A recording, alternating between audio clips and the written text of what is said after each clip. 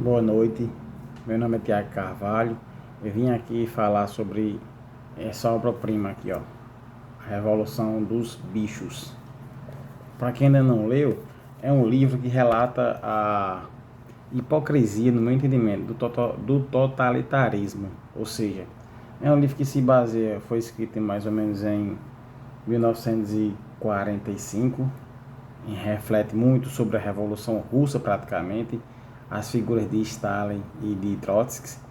Ou seja, é uma fábula no começo do século passado que retrata uma revolução em que animais tomam uma fazenda devido a trabalharem praticamente como escravos, como um animal trabalha para roça praticamente de graça, sem ter nenhum benefício. E eles resolvem entre si, liderados por porcos, por um porco, aliás, um porco ancião, que vem até a falecer antes da revolução acontecer.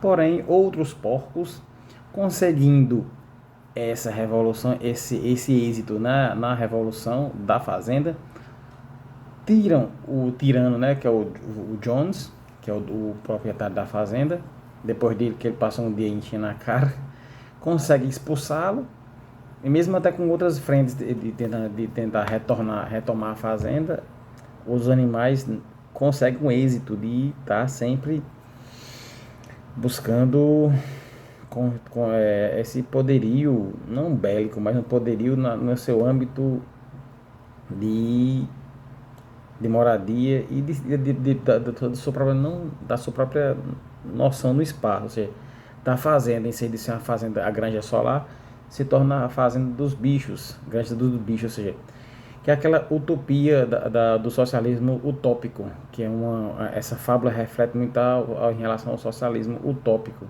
que é o que? Uma coisa no papel, é o idealismo, tá quente.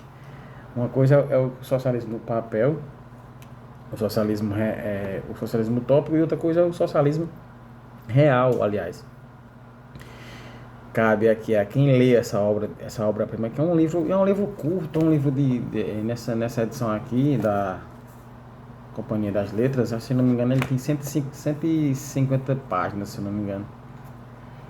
E o que me chama mais atenção é que quando os porcos assumem essa liderança dentro da fazenda, é que cada vez mais os porcos, até na última frase, no parágrafo aliás do livro, fala que os porcos se assemelham cada vez mais aos humanos. Eu não vou nem estar causando algum spoiler aqui, porque eu não sei se você ainda não leu o livro, mas eu recomendo a leitura do livro, muito bom. Por exemplo, quando ele fala em relação faz uma comparação em relação à Revolução Russa, que o que? Quando o socialismo toma o poder, vai se expandindo e tenta expandir para outras nações, como a Espanha, a Itália, e assim sucessivamente. No papel é ótimo. Quando os porcos relatam que fazem 7 mandamentos, que, por exemplo, primeiro mandamento, eu vou ler aqui para vocês, ó. Como ele fala, qualquer animal de 4 pernas, de 2 pernas é ruim, em referência ao ser humano. E animais de 2 pernas ou asas é bom, ou seja, 4 pernas bom, 2 pernas ruim. Que é fazendo analogia em relação a o homem é ruim e o animal é bom. O segundo mandamento que ele fala aqui em relação a não usar roupas.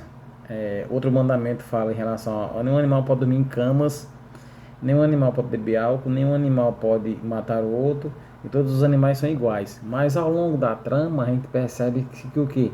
Que à medida que os porcos vão tomando esse poder de liderança, eles vão tendo acesso a beber leite, porque são líderes, e a comer maçã.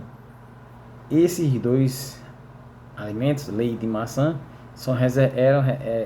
no caso, tornariam exclusivamente para os porcos, por fato deles trabalharem somente com a mente e não tanto como os cavalos, como as aves, como as galinhas, que trabalham tanto na produção.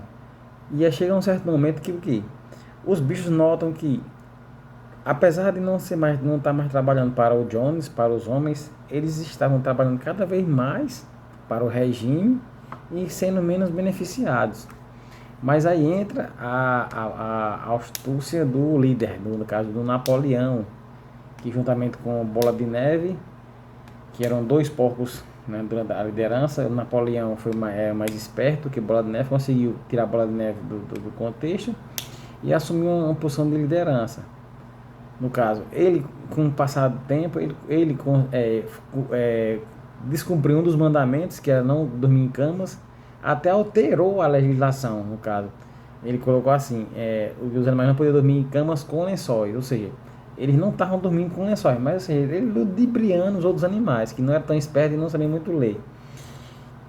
Como bebia muito álcool no final da história, coisa que era proibido, mas ele conseguiu alterar a lei, conseguiu beber álcool em excesso, não matar outro animal sem necessidade, que era o sexto mandamento, e o último mandamento que dizia que todos os animais são iguais, porém foi alterado também quando a liderança dos porcos é que todos os animais são iguais, mas uns animais são mais iguais do que os outros. Aí a gente vê aí a luta das classes, porque os porcos eram os líderes intelectuais, os cavalos nem tanto, e muito baixo ainda teriam os outros animais, ou seja, cada espécie dando uma distinção de sua superioridade e inferioridade. E no final, os porcos começam a dormir, já falei como dormir nas camas, os porcos usam roupas, os porcos bebem álcool e os porcos se socializam com os humanos, quebrando o segundo mandamento, que era aqui, 2 pernas ruins, 4 pernas bons. Ou seja, quando se toma o poder, só trocou de fachada, tirou o Jones e passou para o Napoleão. Napoleão usa-se de esperteza, usa de fake news, atualmente a gente fala muito, e usa muita de lavagem cerebral. Pelo fato dos animais não terem boa memória, Napoleão usa isso muito em relação ao camarada, quando aos seus discursos. E é isso, meu gente. Um livro muito bom. Meu primeiro vídeo aqui. Não sei se vai dar certo. É um livro que eu recomendo, que faz parte do meu hábito de leitura matinal. E boa sorte.